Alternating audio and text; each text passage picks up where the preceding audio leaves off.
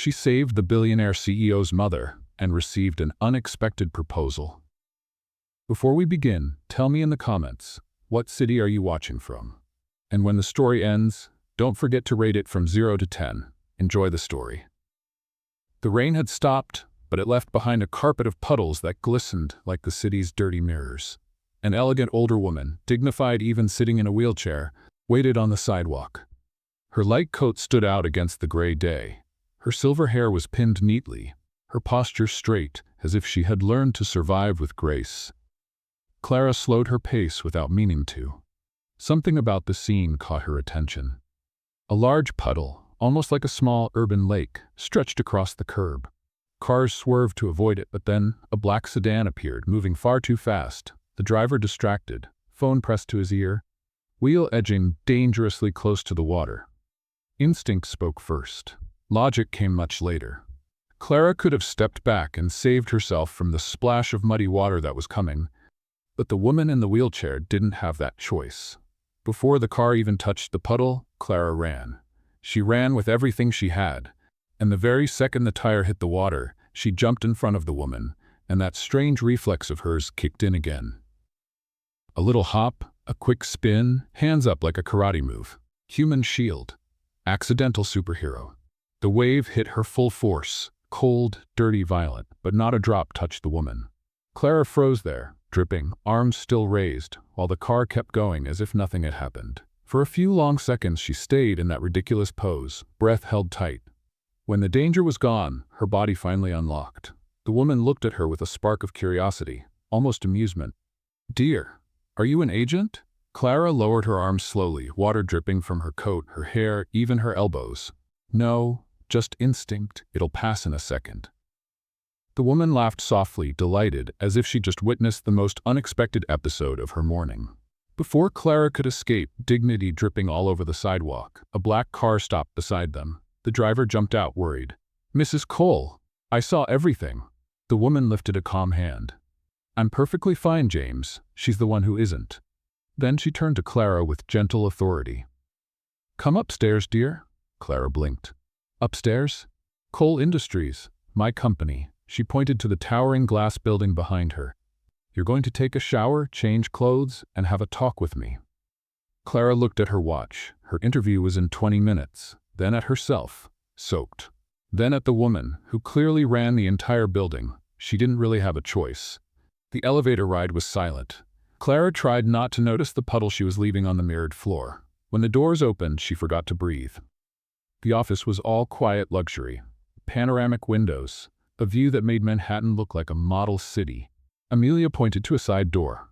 "Executive restroom, fresh clothes in the closet. Pick what fits." 20 minutes later, Clara came out looking almost unrecognizable.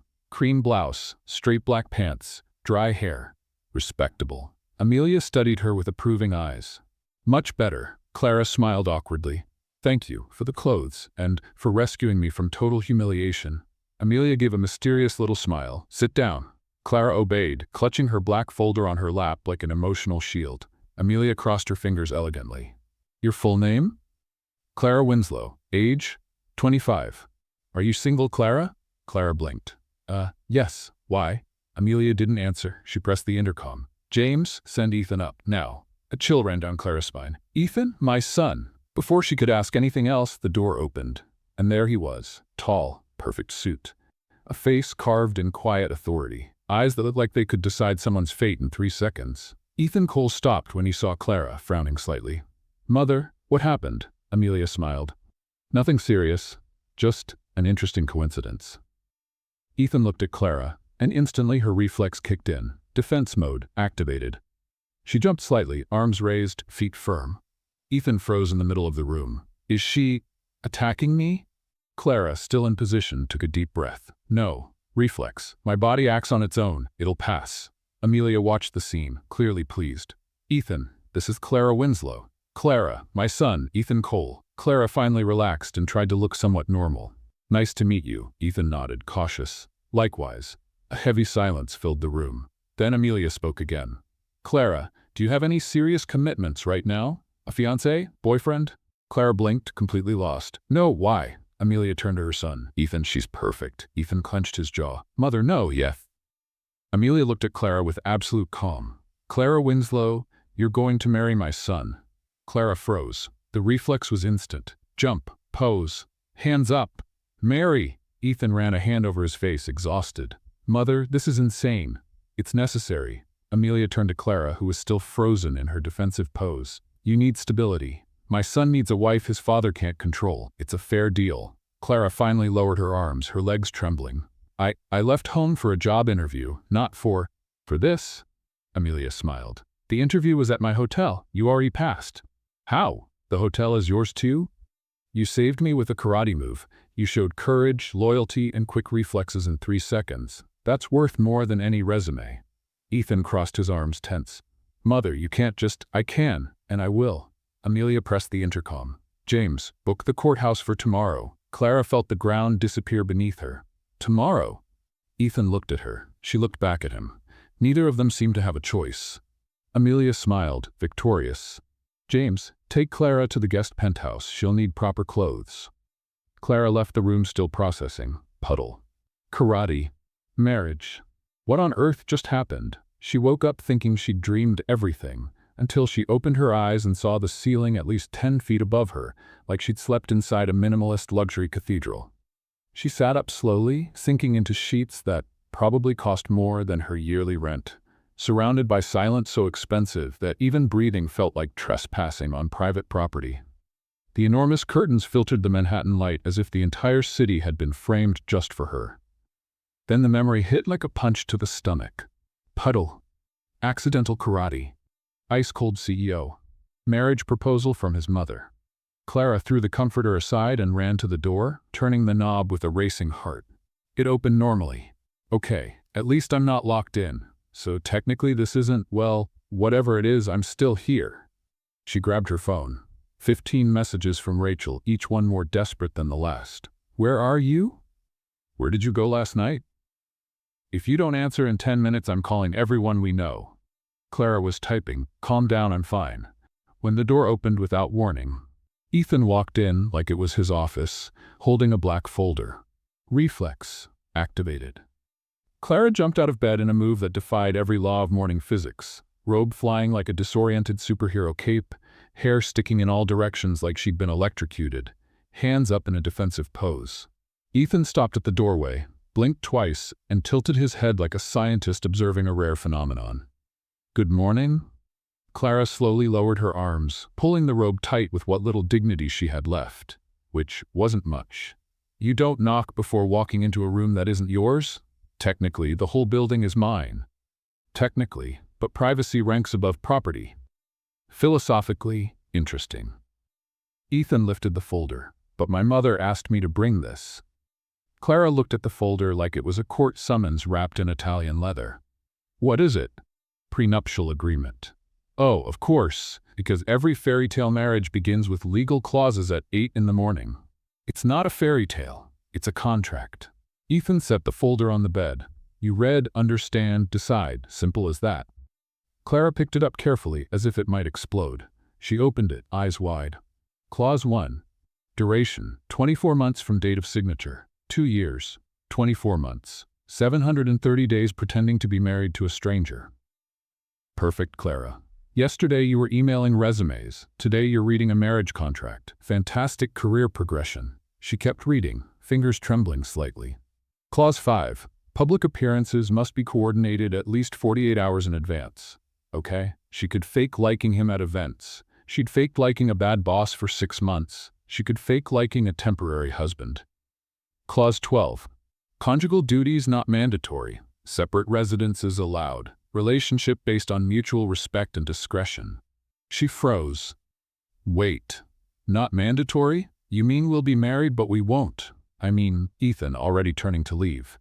Exactly. So it's like marriage on paper? It's a legal marriage, just not a real one. And what's the practical difference? Something like $1 million in financial compensation at the end of the 2 years. Clara choked on her own breath. $1 million? She flailed the folder and accidentally knocked over the glass of water on the nightstand, which fell in slow-motion cinematic style, spilling cold water that ran straight into her fluffy slippers. Oh no. Ethan watched the mini disaster unfold with the calm expression of someone who had already expected chaos. Do you always break things when you get nervous? Clara grabbed a towel, frantically wiping the floor. Only when I'm reading marriage contracts with people I met yesterday, so it's a very specific situation. Ethan picked up the folder, its edges still damp, gave it a light shake, and handed it back to her. The courthouse is at 3 this afternoon. Someone will pick you up. Wear something appropriate. Appropriate how? A suit? Emotional armor? A vest against questionable decisions? He stopped at the door, turned slightly, and gave a near smile. A white dress. My mother already sent one. Then he left. Clara was alone, holding the wet folder, one soaked shoe, and her sanity hanging by an invisible thread. She looked at her phone and typed slowly, "Rachel, do you believe in destiny?" 3 seconds later, "No." "Why? What did you do?" Clara turned off the phone before her friend could call back. "Because I'm getting married in 7 hours and still don't know what kind of movie I'm in."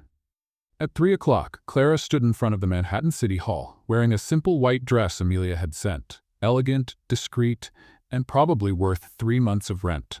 No veil, no flowers, no music. Just her, the dress, and the growing sense she was starring in a surreal episode of her own life. Ethan arrived in a flawless gray suit, hair perfectly styled, posture of a man who signs important documents before breakfast. Amelia was beside him in her wheelchair, smiling like a strategist who had just executed the perfect plan. "You look beautiful, dear." Clara forced a smile that came out more like a nervous grimace. "Thank you. I feel like an extra in a corporate film." "You're the leading lady, dear," Amelia said, giving her arm a gentle pat. "Never forget that." Ethan glanced at Clara. "Ready?" "Absolutely not." "Perfect, let's go." Inside, the office was exactly what Clara expected. Small, functional, smelling of old paper and life-changing decisions made in 15 minutes. A clerk with a neutral face, 2 witnesses Clara had never seen and probably never would again. Amelia positioned herself like a strategic observer of the entire scene. The officiant began speaking in a bureaucratic tone that made Clara wonder if he was actually present or running on autopilot. She couldn't focus on the words, just on her heart racing like she was in an emotional marathon she hadn't trained for. "Calm down, Clara. It's just signing a paper. You sign papers all the time. Internet contracts, gym memberships you never used, delivery receipts." Ethan signed first, without hesitation. He handed her the pen as casually as passing a TV remote. Clara took it. Her hand visibly shook. "Are you really sure about this?" she whispered. Ethan looked her straight in the eyes with that infuriating confidence of someone who never doubts his decisions. "I'm not sure about anything, but I'm doing it anyway." She almost laughed at how absurd that was. Almost. She leaned in to sign the dotted line, and her body decided it was the perfect time to go into full alert mode. Reflexes activated at the most inappropriate moment in the history of civil weddings. Clara jumped back, hands up in defense, pen flying in a dramatic arc, papers sliding across the table like skaters on ice. The clerk stepped back in surprise. The witnesses exchanged wide-eyed looks. Amelia covered her mouth gracefully to hide her laughter. Ethan closed his eyes, took a deep breath through his nose, and looked at the ceiling as if searching for patience in higher dimensions. "Seriously, Clara? Now?" Still frozen in her defensive stance, Clara gasped, eyes wide. "My body has a mind of its own, okay?" "I didn't choose this." The clerk cleared his throat awkwardly. "Do you need a moment, ma'am?" Clara lowered her hands slowly, cheeks burning with embarrassment. "No, I just have very, very active reflexes, sorry." Ethan crouched with the patience of a corporate saint, picked up the pen and placed it carefully back in her hand. "Take a deep breath." "I am breathing." Slower. Clara closed her eyes. Breathed. Once, twice, 3 times. Counted to 5. Opened her eyes. Looked at the document, at her name written in neat cursive. Clara Winslow. She signed next to Ethan Cole's name, her hand still trembling slightly. The clerk stamped it with a dry thunk that echoed like the sound of irreversible decisions. "You are now legally husband and wife under the state of New York." Complete silence. No applause. No rice thrown. No tears of joy.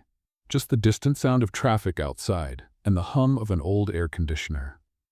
Amelia stood up from her chair with impressive dignity, using her arms for support with visible effort, and hugged Clara with surprising strength. "Welcome to the family, my dear girl." Clara felt a tight knot in her throat. The hug was firm, warm, too real to be just corporate theater. When Amelia stepped back and sat down again, Clara blinked in surprise. "You can stand up?" Amelia smoothed her skirt with elegance. "I can, dear, but it's not easy. That's why I prefer the chair. It saves me unnecessary pain." Clara nodded slowly, trying to process everything at once. The marriage, the mother-in-law who stood up when she wanted to, the ring on her finger. Ethan held out his hand to her. "Let's go. I'll take you home." Clara blinked. "Home? Our home." Temporarily, he corrected with his usual calm tone. "You'll need a place to stay." Clara looked at Amelia for guidance, but the woman only smiled with dangerously satisfied eyes. In the car, Clara couldn't stop staring at the ring on her finger. Simple, discreet, yet heavy as if made of solid responsibility. Ethan drove in complete silence. She finally gathered her courage. "Your house is… what's it like?" "Normal." Clara doubted that. A lot. Normal like a regular apartment or normal like a Manhattan penthouse? Ethan almost smiled. "You'll find out in 3 minutes." The car stopped in front of a building that made Clara small just by looking at it. A doorman in white gloves, a glass revolving door, a lobby that looked like a museum hall. Ethan turned off the engine and looked at her. "Welcome to your new address, Mrs. Cole." Clara swallowed hard. Mrs. Cole. She had just gained a last name, a ring, and a husband. All in less than 48 hours. They got out of the car together.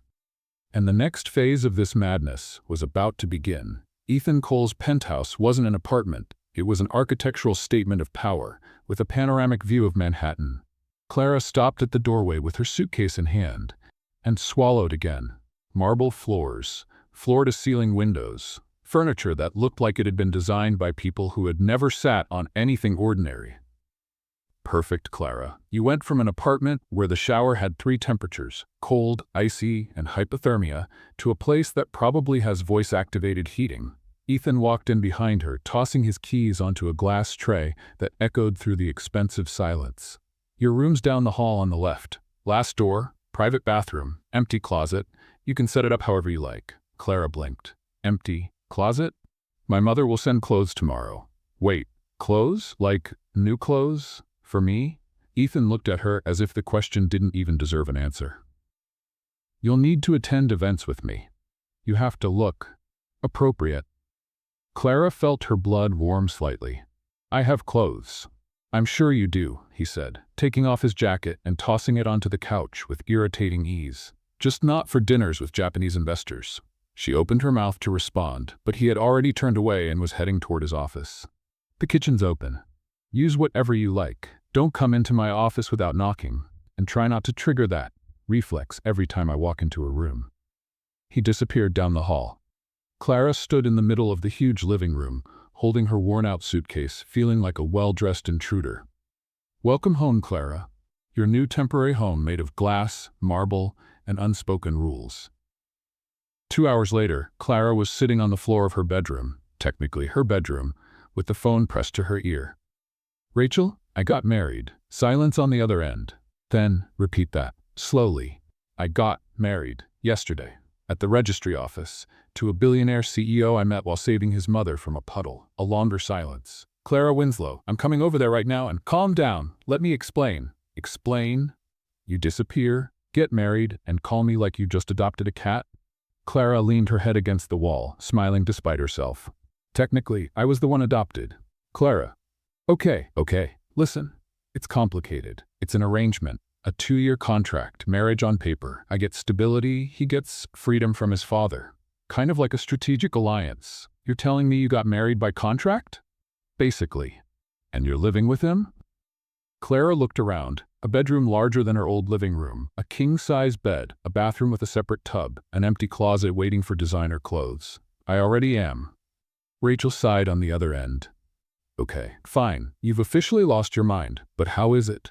Is he weird? Nice smelling? I mean, what's he like?" "No. He's cold, controlled, like a very well-dressed robot. But he's not mean." "A well-dressed robot? How romantic." "It's not romantic. It's a deal." Sure. And have you already triggered that ridiculous reflex of yours in front of him?" Clara closed her eyes, remembering the registry office. 3 times. Rachel burst out laughing. "You attacked your own husband?" "I didn't attack. It was involuntary." Clara, you need therapy, or yoga, or both. What I need is to survive 2 years without causing an international disaster. Rachel sighed on the other end, her tone turning serious. Look, I don't know if this is madness or brilliance, but you've always been good at adapting. Just don't lose yourself in his world, okay? You're still you. Clara felt a tightness in her chest. Thanks, Rach, and keep me updated. I want to know everything, every embarrassing detail. You got it. She hung up and stared at the tall ceiling. Don't lose yourself in his world. Easy to say. Later, Clara left the room to explore.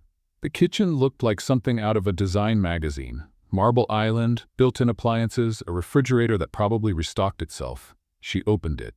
Empty. Completely empty. Not even a bottle of water. Of course, because billionaire CEOs probably eat out every day or have a personal chef.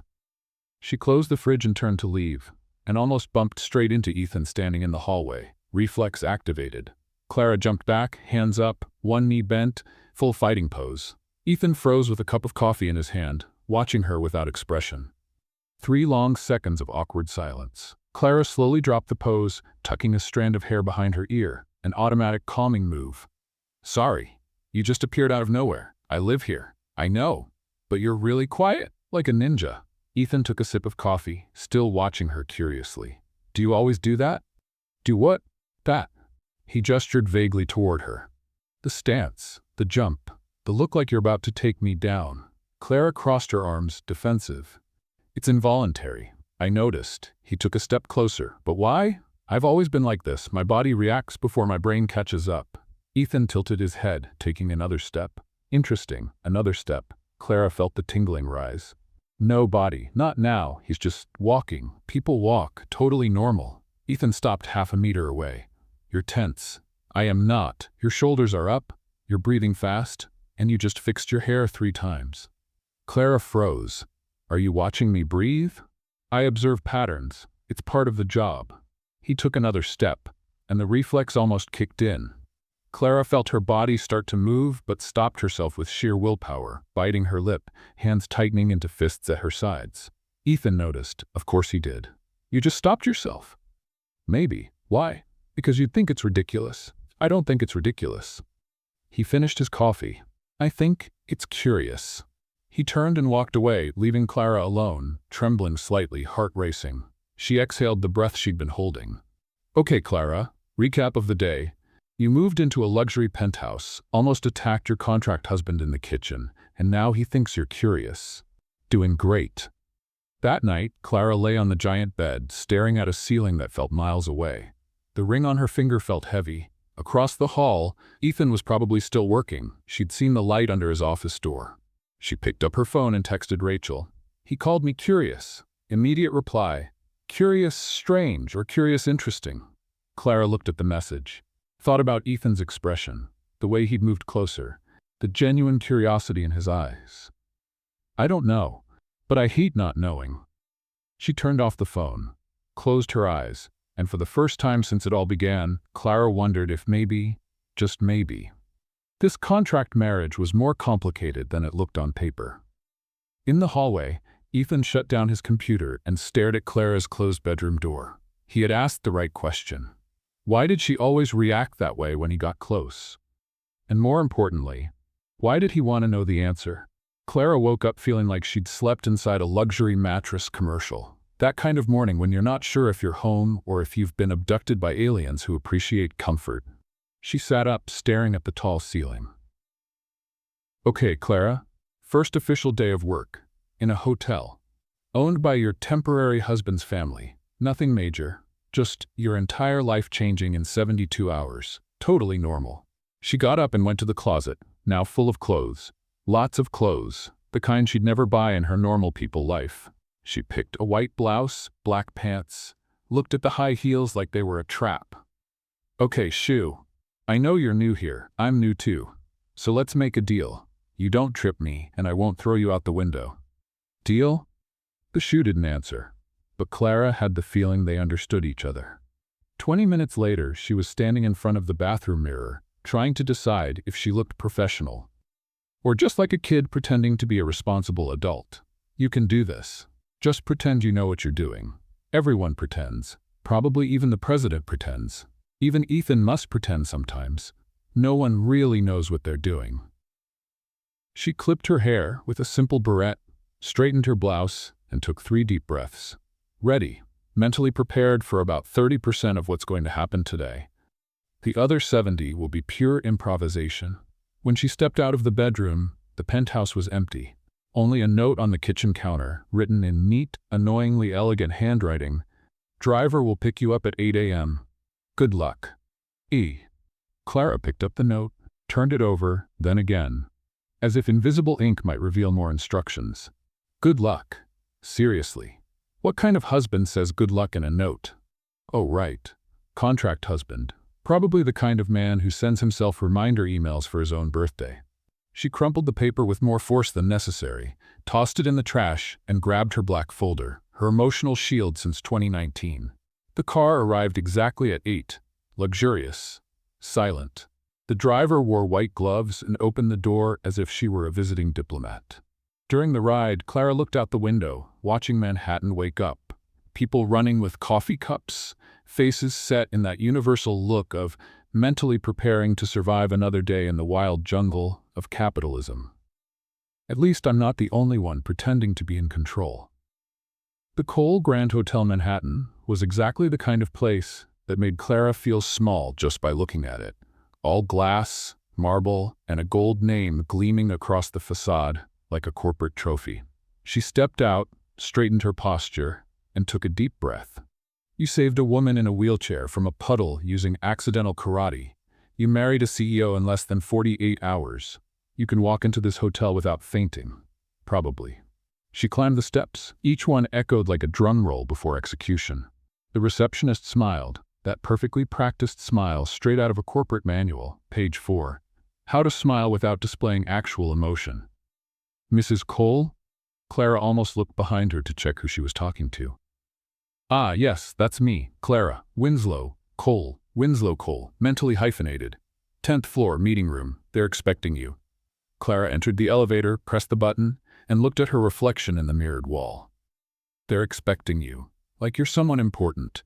You, Clara, the same person who ate instant noodles for dinner last night because cooking rice felt like too much work. The elevator rose in awkward silence, the kind where you start hearing your own breathing and wonder if it's too loud. 10th floor. Ding. The doors opened, and the first thing Clara saw was a woman who looked like she'd stepped straight out of the cover of a luxury business magazine, the kind you flip through at the dentist's office and think, these people can't be real. Tall, blonde, dress that probably cost more than the GDP of a small country.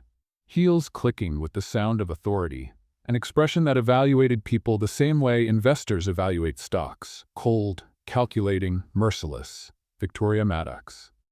She looked at Clara from head to toe, literally, her eyes scanning her like airport security searching for suspicious items. You must be the new assistant. Clara blinked. Assistant? No. Wait, technically I am new, and I will assist operationally, so she's not wrong. The tone is all wrong. Assistant? No, oh, sorry. Temporary wife of the CEO. Victoria smiled, but it was the kind of smile that comes with suspense music in movies. Basically the same thing, right? You assist him, so, assistant. Makes sense. Clara felt her blood boil like a kettle left on the stove too long. Actually, I'll be working in hotel operations management. How cute. Victoria crossed her arms, her perfectly polished nails gleaming like elegant claws. Do you have experience in hospitality? Yes, Victoria. I have a master's degree in dealing with people who think they're better than everyone else. 3 years of practical experience handling impossible clients. Can I put that on my resume? I have experience dealing with difficult people, so I think I'll fit in just fine. Victoria narrowed her eyes, like a cat studying a bird through a window. A man in a gray suit, with a smile that looked like it had been purchased from the discount section of Sincerity, walked up. Mark Duval, senior manager, nice to meet you. He held out his hand. Clara shook it and felt that extra pressure. The handshake that says, I'm going to intimidate you through social etiquette. Oh no, buddy. I grew up opening stuck olive jars. I've built survival muscles for this. He squeezed back, harder, with the strength of someone who had spent years fighting stubborn jar lids. Mark blinked, surprised, and was the first to let go, flexing his fingers discreetly. You're strong. Survival reflexes. Clara smiled sweetly, the kind of sweetness that you know will cause a toothache. Victoria rolled her eyes with the grace of someone who didn't care about hiding it. Well, let's start the meeting. We have a lot to review. Dramatic pause. I hope you can keep up. Keep up? As if I were a kid trying to run with adults. She doesn't know I watched 3 full seasons of finance documentaries on YouTube. I'm practically an expert. They entered the conference room. Clara sat at the end of the table, holding her black folder on her lap like a portable medieval shield. Victoria began the presentation. And it wasn't a normal presentation. She threw numbers, graphs, and technical terms as if testing how long Clara could last without asking for a dictionary. So the Q3 occupancy rate dropped by 4.7%, but the adjusted profit margin went up 8.3% due to staff reductions. We cut the cleaning team by 35%, and interestingly, guest satisfaction increased by 12 percentage points during the same period. Victoria smiled like someone who had just said, "Checkmate." Mark nodded, flipping through papers with rehearsed approval. Clara slowly raised her hand. Victoria stopped, like a teacher interrupted mid-lecture by a student who should have stayed quiet. Yes? You said you cut 35% of the cleaning staff, but guest satisfaction went up 12 points. Clara tilted her head. How does that work? Silence. Victoria blinked like a computer rebooting after an unexpected command. Excuse me? Fewer people cleaning. Happier guests. Clara gestured with her pen. That doesn't make sense, unless you hired magical janitors, or cloned the remaining ones, or maybe outsourced to a parallel universe where rooms clean themselves while guests applaud. Mark cleared his throat, barely holding back a laugh ready to burst like a party balloon. Victoria turned red, stoplight red, tomato red, anger under pressure red. It's a matter of operational efficiency, optimized processes, smart resource management, or, Clara leaned forward, of manipulated spreadsheets, because either the numbers are wrong or the survey was done only on the floors that were still properly cleaned, which would also be, well, dishonest. The room froze, really froze. If a cricket had been there, they would have heard it breathing. Victoria leaned forward, voice low and sharp like a whispered threat. Are you calling me a liar? And that's when Clara felt it. The tingling, rising up her legs like an internal alarm activating. Not now, body. She's not a tiger. She's just a cranky executive in expensive heels with repressed anger. You don't need to activate fight mode for this. She took a deep breath, counted silently. 1, 2, 3. Tucked her hair behind her ear, her hand trembling slightly. No, I'm saying the numbers don't add up, and someone should check them before presenting them to everyone as absolute truth. Victoria opened her mouth. And the door opened. Amelia Cole entered, pushed by James in her wheelchair, with the presence of someone walking into a UN meeting to resolve an international crisis. Everyone stood up. Instantly. Corporate Pavlovian reflex. Sit down. Amelia smiled, but there was steel in her tone. Velvet-covered steel, but still steel. Victoria fixed her hair, trying to look composed, like an actress improvising after forgetting her lines. Mrs. Cole, what a surprise. Not a surprise, Victoria. I came to see how my daughter-in-law is adapting. Amelia looked straight at Clara with a subtle nod of approval, like an invisible stamp that read you passed the test. And from what I see, very well. Victoria almost choked on her own breath. Daughter-in-law? Yes. Clara is married to my son, which makes her part of the Cole family. Strategic pause, and consequently, part of this company's strategic leadership. Mark and Victoria exchanged tense looks like poker players realizing someone had the winning hand. Amelia turned to Clara. Clara, dear, I'd like you to take over direct supervision of hospitality operations. Weekly report sent directly to me. Clara froze. Wait, supervision? I don't even know where the restroom is in this place. Supervision? Yes, you just identified a flaw and no one else noticed. Amelia looked at Victoria with surgical precision. That tells me you pay attention, and attention is worth more than experience when experience comes with dishonesty. Silence. Victoria clenched her fists under the table, trying to hold her anger with physical force. Mrs. Cole, with all due respect, Clara doesn't have the training to. She has a sharp eye, courage, and loyalty. Amelia smiled coolly. 3 things that seem to be in short supply in this room. Victoria went pale. Mark swallowed hard. Amelia nodded to James. Let's go. I have lunch with investors who actually know how to do honest math. She left the room like a general leaving the battlefield after a crushing victory. Clara sat frozen, trying to process. Wait, did I just get promoted? A promotion I didn't even know existed? In a job I technically started today? How does that even work? Victoria stood up slowly, very slowly, like a predator rising after taking a surprise hit. She picked up her folder and looked at Clara with a barely disguised hatred, venom wrapped like a gift. Congratulations on the promotion. Each word sharp as glass. It must be nice having shortcuts. Clara stood too, holding her anger like an overfilled party balloon. Shortcut, her voice rose. I saved his mother from a puddle using involuntary karate. You call that a shortcut? I call it luck. Victoria turned to leave, heels clicking like hammers.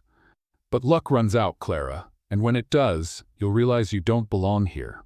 She walked out.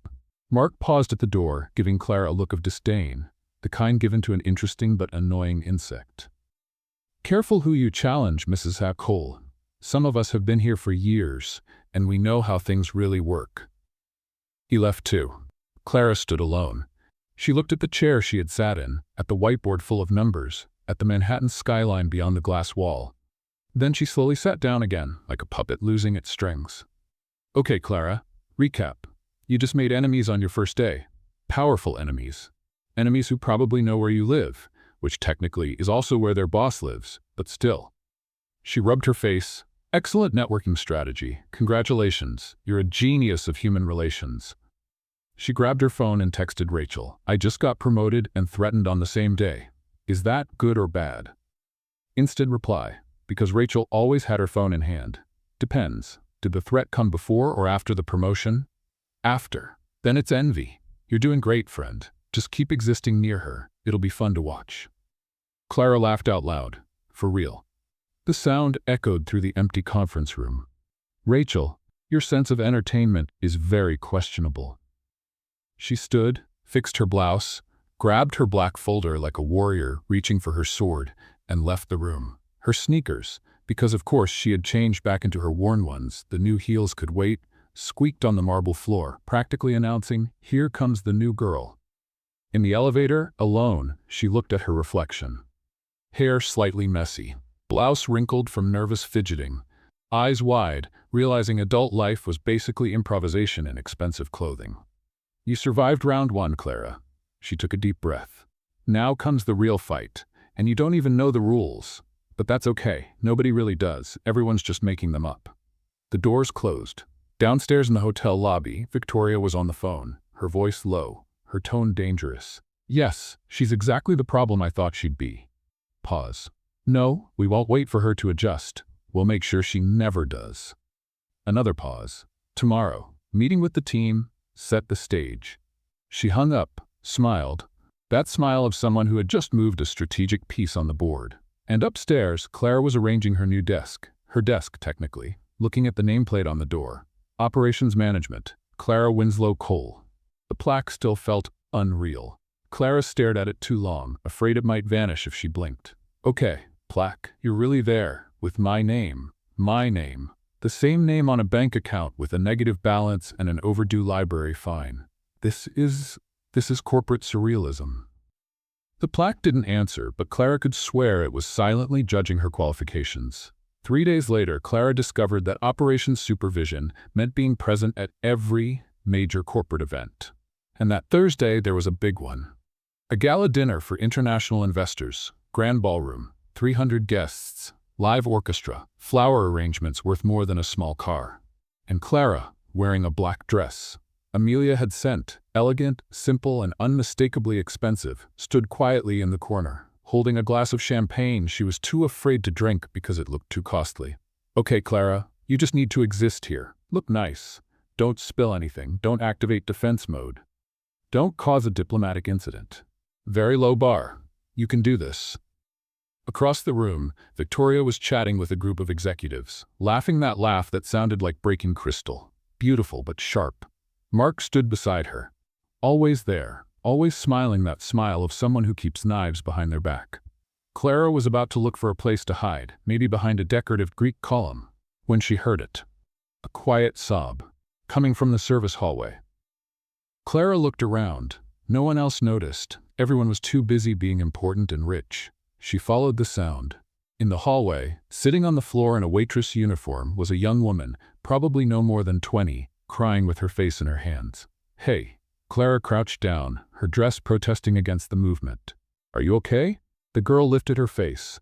Red eyes. Smudged makeup.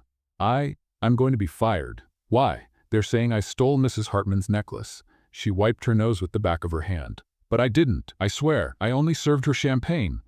I never even went near her table." Clara felt anger rising. "Who's saying that?" "The manager, Mrs. Maddox. She said someone saw me near the table. But I wasn't. I was in the kitchen the whole time. There are cameras. Then the cameras prove you're innocent." She said the cameras were malfunctioning. The girl sobbed again. "I need this job. I pay for college. My grandmother lives with me. If I get fired for stealing, no one will hire me again." Clara stood up slowly. "Cameras malfunctioning. How convenient. What's your name?" "Sophie." "Stay right here. Don't go anywhere. Understand?" "But nowhere. I'll be back." Clara walked back into the ballroom with firm steps, her heels making that sound of determination on the marble floor. She found Victoria talking to a man in a gray suit who probably mattered a lot, because everyone around him laughed at his jokes even when they weren't funny. "Victoria." Victoria turned, one eyebrow raised in perfectly calculated disdain. "Clara, what a surprise. I thought you'd be, well, somewhere more suitable for your level. Where are the security recordings from today?" "Excuse me?" "The cameras, in the service hallway. I want to see them." Victoria laughed, that glass-breaking kind of laugh. "The cameras had a technical issue today. Unfortunately, we have no footage." "How convenient." "Excuse me." Clara crossed her arms. "Sophie didn't steal anything, and you know that." The group around them started paying attention. Conversations stopped. People turned. Victoria gave a dangerous smile. "Are you accusing me of lying? Again?" "No, I'm saying you're protecting someone, and blaming an innocent employee because she's the easiest one to sacrifice." Mark stepped closer, his voice low and threatening. "Careful, Mrs. Cole. Making accusations without proof can be problematic." And that's when Clara felt it, the tingling, rising, fast. "No, body. Not now. There are 300 people watching." But her body didn't care about the audience. Clara jumped slightly, a tiny, almost invisible hop, hands up, knees bent, reflex fully activated. She stayed like that for 3 full seconds. Complete silence in the ballroom. 300 pairs of eyes staring at her. The orchestra stopped playing. Even the waiters froze mid-motion, trays in the air. Clara slowly lowered her arms, tucked a strand of hair behind her ear, cheeks burning. "Sorry, reflex. Medical issue. Totally involuntary. Please continue dinner." Victoria was red with contained rage. "You're ridiculous." "Maybe, but I'm not dishonest." Clara took a deep breath. The cameras were not malfunctioning. I've worked with security before. Systems don't just fail. Someone turned them off on purpose. "That's absurd." "And the necklace?" Clara turned to Mrs. Hartman, who was sitting nearby, watching everything with interest. "You're still wearing it." Mrs. Hartman touched her neck. The necklace was there, pearls shining perfectly intact. "Oh," she blinked. "You're right. I put it in my purse earlier. I completely forgot." Freezing silence. Victoria went pale. Mark swallowed hard. Clara turned to them with calm, dangerous control. "So, to recap, broken cameras, an employee accused of stealing something that was never stolen, and no one checked before ruining her life. That's what happened?" From across the room, the doors opened. Amelia Cole entered, her wheelchair pushed by James, her presence instantly commanding the room. And then she did something she rarely did. Amelia stood up, slowly, with effort, pushing herself up from the chair, visibly straining, but standing, tall, steady. The entire ballroom held its breath. "No one," Amelia said, her voice echoing like a bell of justice, "underestimates my daughter-in-law." She looked at Victoria with icy calm. "You're fired, Victoria. Effective immediately." "Mrs. Cole, I can explain. You can leave, now." Victoria walked out in complete silence, her heels hitting the floor like a final verdict. Mark tried to hide behind a Japanese executive. Amelia sat back in her chair, smoothing her skirt with elegance. "Clara, dear, bring Sophie in, please." Clara went to get the young woman who was still standing in the hallway, eyes wide. You You saved me. I just told the truth. When they returned, Amelia smiled at Sophie. You're promoted, dear. Customer service supervisor. Salary doubled. You start Monday. Sophie started crying again, but this time with relief. The executives began to clap. Slowly at first, then louder. Clara stood there in the middle of the room, trying to process it all. Wait, I just caused a manager's firing, saved an employee, and people are clapping. How is this my life now? Amelia motioned for her to come closer. You did the right thing, Clara. I just couldn't stay quiet watching something unfair. That's exactly why you belong in this family. That night, Clara returned to the penthouse exhausted, the dress feeling heavy on her shoulders like armor after a long battle. Ethan was in the living room, working on his laptop. He looked up at her, noticed something different. You okay? I caused a firing today. I heard. My mother called me 3 times. He almost smiled. She's proud. Clara sat on the sofa, slipping off her shoes with an audible sigh of relief. I activated the reflex in front of 300 people, Ethan. 300. Including Japanese investors. Ethan closed the laptop. And still, you stood up for someone. That matters more. They sat in silence for a moment. Thank you, Clara said softly. For what? For not thinking I'm completely crazy. Ethan stood, walking toward the bedroom, then paused. I think you're brave. There's a difference. And he left. Clara stayed alone in the living room, looking out at the Manhattan skyline. Okay, Clara, you survived round 2. Saved someone. Earned respect. And your temporary husband just called you brave. She picked up her phone. A message from Rachel. Saw it on Instagram. Your viral girl Justice for Sophie is trending. Clara opened Instagram.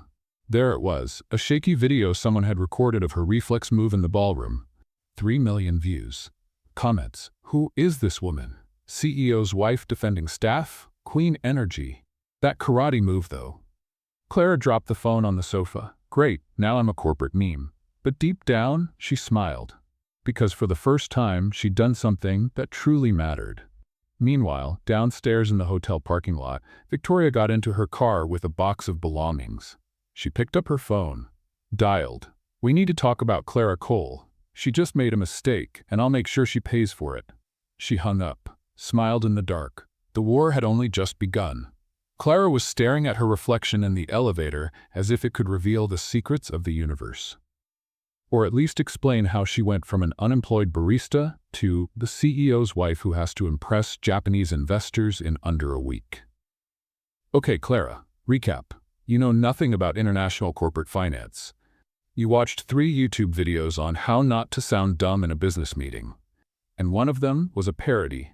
She straightened her blouse for the 5th time, but you did save an employee, went viral online, and haven't fainted yet. So, questionable standards, but still a win. The elevator responded with a ding that sounded like a final judgment bell. The doors opened directly into the main conference room. The kind you see in corporate movies when they want to show a company has real money. A mahogany table that reflected the ceiling. Leather chairs that probably cost more than college tuition. A projection screen the size of a movie theater. And 6 Japanese investors in identical suits sitting like a silent tribunal. Ethan was already there, positioned at the head of the table, laptop open, remote in hand, wearing the expression of a man about to convince people to invest millions, or fail spectacularly trying. He glanced at Clara, gestured subtly to the seat beside him. Clara crossed the room trying to look confident, which is hard when your shoes make squeaky duck noises with every step. She sat down, placed the folder on her lap, breathed. You can do this. Just sit here quietly. Look nice, decorative, like a well-dressed office plant. Ethan began the presentation. Good afternoon, gentlemen. Thank you for being here today. We'll review the Q4 numbers and discuss growth projections for the next fiscal year. He clicked the remote. The first spreadsheet appeared on the massive screen, and Clara felt a chill down her spine. Those numbers were, well, like, absurdly wrong. The Q4 profit margin showed 18.3%. But Clara had seen the report that morning. Because yes, she had become the kind of person who reads financial reports over breakfast with toast, and the correct number was 23.7%, a 5-point difference, which in millions of dollars means, well, millions of dollars. Wait, was that sabotage? Someone changed the numbers on purpose? She looked around. In the corner chair, almost invisible, sat Mark Duval, laptop open, wearing the smile of someone who just released a virus into the system and was enjoying the chaos. Clara looked at Ethan, who kept presenting confidently, completely unaware that the data on the screen was mathematical fraud. She had two options. One, stay quiet, let the presentation continue, and watch Ethan lose credibility with international investors. Two, speak up, interrupt, possibly cause public embarrassment, and risk sounding crazy. Obviously, I'll pick option 2, because I never pick the sensible one. She slowly raised her hand. Ethan stopped mid-sentence. Clara, sorry to interrupt, but those numbers are wrong. Absolute silence. The 6 investors turned their heads at the same time, like synchronized owls. Mark went pale. Ethan blinked. What? The Q4 profit margin. It says 18.3%, but the correct report from this morning showed 23.7%. That's a 5-point difference. Clara pointed at the screen. And the projected growth is wrong too. It should be 31%, not 27%. Mark stood up quickly. Mrs. Cole, with all due respect, you must be mistaken. I'm not. I read the report 3 times, because I have insomnia and read financial documents at 2 a.m. as a questionable hobby. She turned to the investors. May I show you? The group's leader, an older man with glasses and an unreadable face, gave a slight nod. Clara stood, crossed the room, took the remote from Ethan's still shocked hands, and connected her own laptop to the screen. She opened the original file. Correct numbers appeared side by side with the falsified ones. Here, look. Margin 23.7%, growth 31%. Operating revenue $847 million, not $692. The investors leaned forward, interested. Mark tried again. There must have been an upload error. I can explain. You can explain why you tried to sabotage the presentation. Clara crossed her arms. Because either you're extremely incompetent or this was intentional. And considering how long you've worked here, I doubt it's incompetence. Mark swallowed hard. Ethan stood slowly, finally understanding what had happened. Mark, leave the room. Mr. Cole, I can... Now. Mark left in deadly silence, shutting the door with controlled force. Clara was still standing in front of the giant screen, holding the remote like some accidental scepter of authority. The lead investor adjusted his glasses. Mrs. Cole, do you speak Japanese? Clara froze. Japanese? I watched anime in college. I know how to say thank you and where's the bathroom. That does not count as fluent. A little? Would you review the numbers in Japanese for my team? Clara looked at the other 5 investors, who were all watching her with polite expectation. Okay, Clara, 2 options. Admit you don't speak Japanese and look incompetent, or try improvising and risk causing an international diplomatic incident. Wonderful choices. Of course. She smiled with confidence she definitely did not feel. I'll do my best. She went back to her laptop, started mentally translating, mixing the little she knew of Japanese with discreet Google Translate help and a dangerous amount of hope. Edo, Daionshi hanki nariki ritsudo wa 20.7% desu. She took a breath. Q4 profit margin is 23.7%. The investors nodded. Ethan was staring at her like she had just revealed she was a bilingual secret agent. Clara continued, improvising with equal parts courage and desperation. Seicho yosoku wa 31%. Projected growth, 31%. Shueki wa 847 man doru, revenue $847 million. She finished and placed the remote on the table. Please let that have made sense and not accidentally insult someone's grandmother. The lead investor stood up and smiled. Impressive, Mrs. Cole. Your pronunciation is excellent. Clara almost fainted with relief. Thank you. Arigato gozaimasu. He turned to the group. Kanojo subarashi desu, she is wonderful. The others nodded in agreement. Clara sat back down, legs weak, heart racing. Ethan leaned closer and whispered, You speak Japanese? No. I watched a lot of anime and used Google Translate secretly. She whispered back. Don't tell anyone. Ethan was trying not to laugh. For the first time since she'd met him, he was actually trying not to laugh. And that's when Clara realized he was looking at her differently. Not with irritation. Not with tolerance. With admiration. Wait, is he looking at me like I'm interesting, competent, attractive? The tingling came fast. No body. Not now. There are 6 Japanese investors watching, but her body didn't listen. Clara jumped from her chair, full reflex mode, hands raised, knees bent, posture activated, and she froze like that. 5 seconds. 10 seconds. The investors glanced at one another, confused. Ethan closed his eyes, taking a deep breath like someone praying for divine patience. 15 seconds. Clara was still frozen, sweating. Unfreeze now, please, I'm begging you. 20 seconds. The lead investor tilted his head, curious. Is this a Japanese sign of respect? Clara finally unfroze and slowly lowered her hands. Yes, exactly. A sign of respect, very traditional. A demonstration of corporate reverence. What? Corporate reverence? That's not even a thing. But the investor smiled. What a charming gesture. You clearly studied our culture. The other 5 nodded approvingly. Clara sat down, cheeks burning. Ethan was biting his lip hard to keep from laughing. The meeting continued, this time with the correct numbers, and ended with the investors approving the full investment. When they left, only Clara and Ethan remained in the room. Silence. Then Ethan laughed. Not a quiet laugh, a real one. Deep, honest, echoing across the empty room. He leaned against the table, holding his stomach, shoulders shaking. You just convinced Japanese investors that your involuntary karate reflex is a cultural sign of respect. Clara threw her head back, laughing too. I have no idea how that worked. Corporate reverence? I panicked. They laughed until they could barely breathe. When the laughter finally faded, Ethan wiped his eyes. You saved the presentation. I almost ruined the presentation. But you didn't. You. He paused, looking at her with something new in his eyes. You were amazing. Clara felt her heart race. Okay, he just called me amazing. That's good? Confusing? Dangerous, considering our marriage has an expiration date? Before she could respond, the door opened. The lead investor stepped back in. Mrs. Cole, my team would like you to present again tomorrow. We have a meeting with other partners. Your presence would be valuable. Clara blinked. Of course, it would be an honor. He left. Clara turned to Ethan, eyes wide. I just got extra work because of an accidental karate misunderstanding.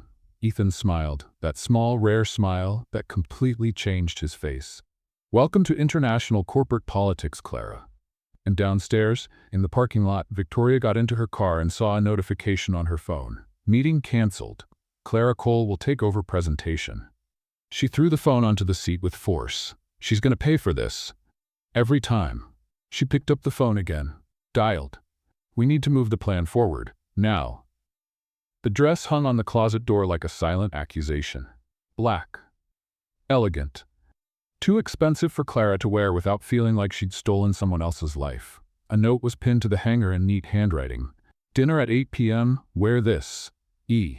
Clara looked at the dress, at the note, then back at the dress. Okay, dress. We need to talk. You're gorgeous. You probably cost more than my kidney on the black market, and I'm pretty sure you'll rip if I breathe wrong. So please cooperate, okay? Don't embarrass me. I don't rip you. You don't rip me. Fair deal. The dress stayed on the hanger, silently judging. At exactly 8, Clara was ready.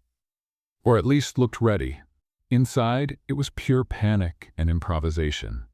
Ethan was in the living room, wearing a dark suit that probably cost as much as 3 months of her old rent. He turned when she came out of the room and stopped. He looked at her in a way that made Clara wonder if she'd forgotten to remove a price tag or had toothpaste on her face. You look. He paused, searching for the word. Beautiful. Clara felt the tingling begin again. No.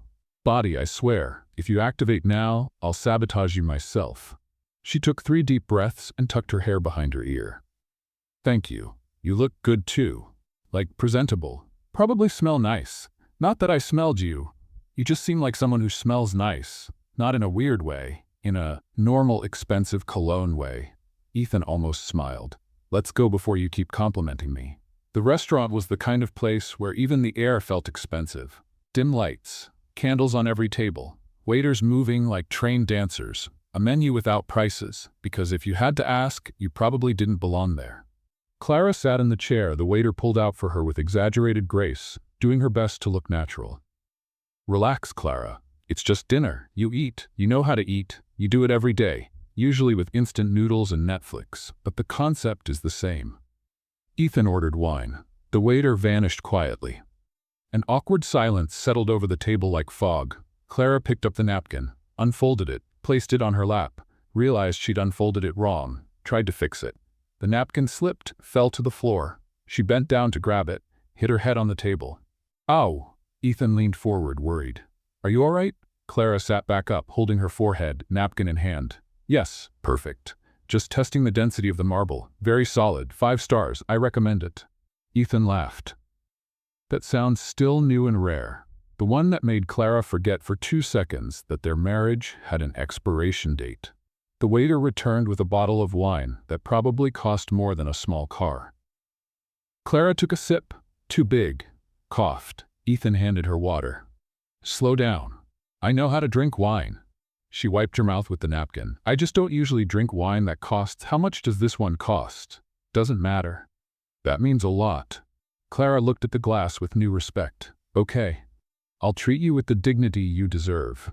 She set it down carefully, like she was handling an explosive. Ethan watched her, something unrateable in his eyes. You're different. Different as in interesting, or different as in should probably seek professional help. Interesting. Refreshing. He swirled his wine. Most people in my world are pretending all the time. You don't. Oh, I pretend plenty. Clara laughed.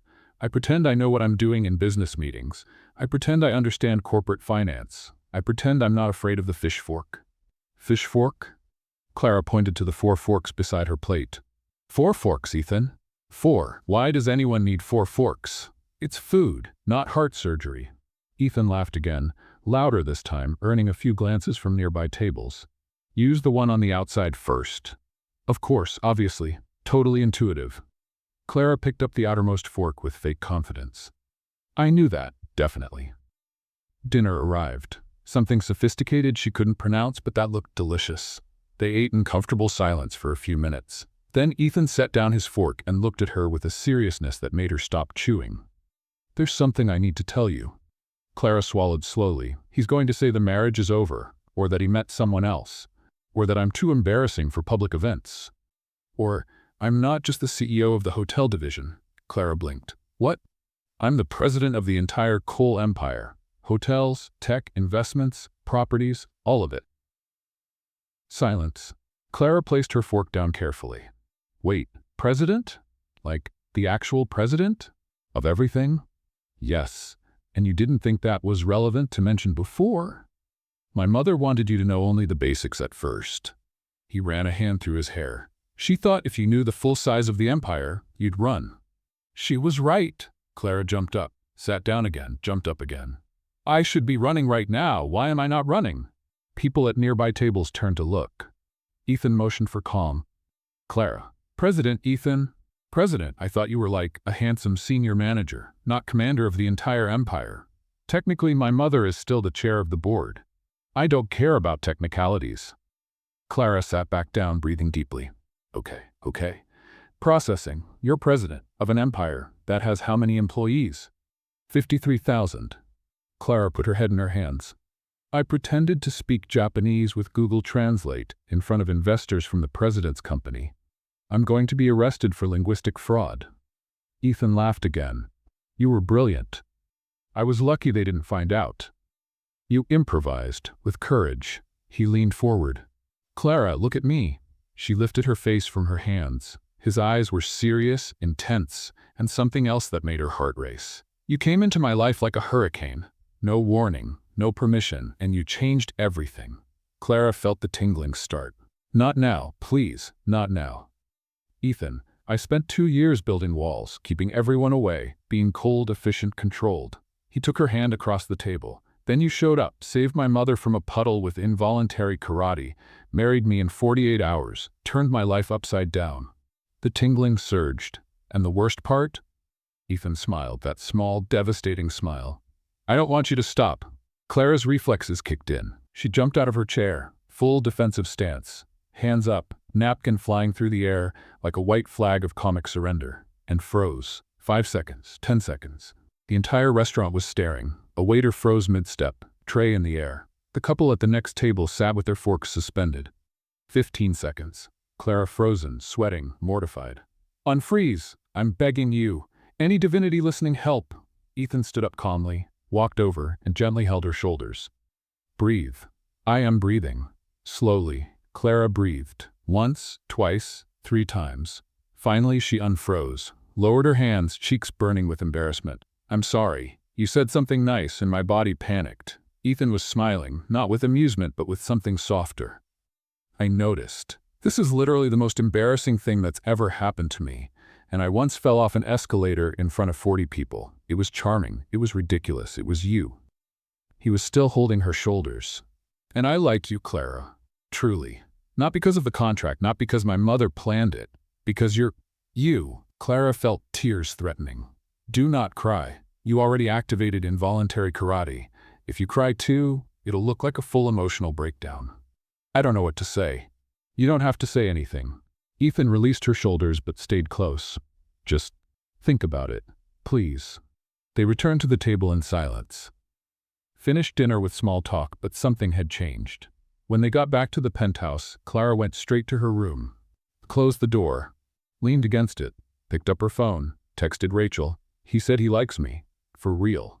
Instant reply. And you? Do you like him? Clara looked at her reflection in the mirror. Elegant dress, slightly messy hair, eyes shining. I don't know, Rachel, I really don't know. But deep down, she did, and that scared her more than any involuntary reflex. On the other side of the door, Ethan leaned against the hallway wall. For the first time in a long while, he had completely let his guard down, and for the first time, he wasn't sure he'd done the right thing. The message arrived at 7 in the morning. Honey, we're coming to New York. We want to see you, Mom. Clara stared at the phone as if it had just announced an alien invasion. No. She sat on the bed, typing frantically. Mom, maybe now's not the best time. I'm kind of busy with. We're already in the taxi. We'll be there in 20 minutes. Was. Clara threw the phone on the bed. 20 minutes? She looked in the mirror. Ridiculous cat print pajamas, hair like a bird's nest after a storm, the face of someone who'd slept 3 hours trying to process a love confession. Perfect, Clara. Your family's about to meet your billionaire husband while you look like someone who lost a fight with a pillow. She ran to the bathroom. Fastest shower in history. Clean clothes. Desperate attempt to tame her hair. 15 minutes later, she was pacing in the living room like a tiger in a small cage. Okay, phone. She picked it up. Let's review. My parents think I'm married for love. They do not know it was a contract. They do not know Ethan runs an empire. They do not know I pretend to speak Japanese with Google Translate. So basically, I'm doomed. The phone didn't answer, but Clara Swart judged her. Ethan came out of the office, coffee in hand, looking half awake. Are you talking to yourself again? My family is coming. Ethan almost spilled his coffee. What? 20 minutes? They're coming. Here. Now. No warning, because my mother doesn't understand the concept of scheduling visits. Clara, breathe. I can't breathe. My parents are going to meet you. You're the president. They'll think I married corporate royalty. They'll ask questions. Questions I don't know how to answer. Ethan set his coffee down and took her by the shoulders. It'll be fine. How do you know? Because you survived Japanese investors thinking your involuntary karate was a cultural technique. You can handle your parents. Clara took 3 deep breaths. You're right. I can do this. Totally. Probably. The doorbell rang. Maybe I can't. Ethan opened the door, and there they were, Margaret and Thomas Winslow. Clara's mother, gray hair, warm smile, the wool coat she'd worn since Clara was a kid. Clara's father, neatly trimmed mustache, glasses, wool sweater, the expression of a man who trusts GPS way too much and still gets lost anyway. Margaret saw Clara and screamed. Daughter, she ran over and hugged Clara so tightly it knocked the air out of her. Mom, can't breathe. You're so thin. Are you eating properly? Margaret pulled back, cupping Clara's face. And this apartment? Look at this place. It's bigger than our entire house. Thomas stepped inside, looking around with wide eyes. This is a real penthouse with a view of Manhattan. He took off his glasses, cleaned them, and put them back on. I thought you were exaggerating when you said you married well, but this is another dimension of married well. Clara turned to Ethan, who was standing there with impeccable manners. Mom, Dad, this is Ethan. My husband. The words still sounded strange coming out of her mouth. Margaret looked Ethan up and down. That classic mother's look that evaluates a son-in-law in 3 seconds and decides if he passes or not. And then she smiled. My goodness, he's handsome. Mom, what? He is. Margaret turned to Thomas. Honey, look at his nose. Perfectly symmetrical. Mom, stop. Ethan was trying not to laugh. It's a pleasure to meet you, Mr. and Mrs. Winslow. Thomas shook his hand a bit too firmly, that testing the son-in-law kind of handshake. Take good care of my daughter. Dad, we literally just got here. I'm taking care of her, sir, Ethan said with a calm seriousness that made Clara glance at him in surprise. Margaret couldn't stop smiling. And he's polite too. Clara, you did it. Finally, after that boyfriend who thought the microwave was a gourmet appliance. Mom, no one needs to know that. Ethan was definitely holding back laughter now. They sat in the living room, or rather Margaret and Thomas sat on the sofa that probably cost more than a car, trying to look natural and failing spectacularly. Clara brought coffee. Almost spilled the tray. Recovered at the last second. Calm down, Clara. It's just coffee. You've served coffee to international investors. You can serve it to your parents without a disaster. She sat beside Ethan, too stiff, trying to look relaxed and failing completely. Margaret took a sip of coffee, sighed happily. So, Ethan, Clara told us you work with hotels. Yes, among other things. He's the president, Clara said quickly, of the entire company. 53,000 employees. Absolute silence. Thomas nearly dropped his cup. President? President? President. Yes, Ethan confirmed calmly. Margaret looked at Clara, then at Ethan, then back at Clara. Daughter, you married the president? Technically, yes. And you didn't think that was worth mentioning before? I was processing. Thomas got up, pacing the room like a man in shock. My daughter married a president. My daughter who used to eat instant noodles for breakfast. My daughter who once tried to bake a cake and created something the fire department classified as a culinary incident. Dad, that was one incident. Margaret kept staring at Ethan. You're handsome, polite, rich, and a president. She leaned forward. What's the flaw? Everyone has one. Do you grind your teeth? Collect something strange? Afraid of birds? Mom, Ethan smiled. That small, devastating smile. I'm a workaholic, and very stubborn. Margaret waved a hand, dismissing it. That's not a flaw. That's a CEO personality trait. She turned to Clara. Daughter, you nailed it. And that's when the tingling started. No. Body, I swear, if you activate now in front of my parents. But the mix of excessive praise, family pressure, Ethan watching her, perfect storm of involuntary reflex. Clara jumped off the sofa. Full movement. Hands up, defensive stance, coffee cup flying in slow-motion cinematic arc. The cup twirled in the air. Dark coffee forming a perfect arc, and landed right on Thomas's lap. Ah, frozen. Everyone frozen. Clara locked in the pose. Thomas with coffee on his lap, Margaret with her hand over her mouth, Ethan already moving to get a towel. 5 seconds of deadly silence. Clara unfroze, lowering her hands slowly. Sorry, Dad. I have a reflex. Involuntary. Neurological issue. Totally documented. Probably. Thomas looked at his soaked pants. At Clara. Back at his pants. You threw coffee at me with karate? It wasn't on purpose. Ethan returned with a towel, handing it to Thomas with impressive calm. It happens often. The involuntary karate? Yes. Thomas dabbed at his pants, processing. My daughter has involuntary karate and married a president. My life just got a lot more interesting.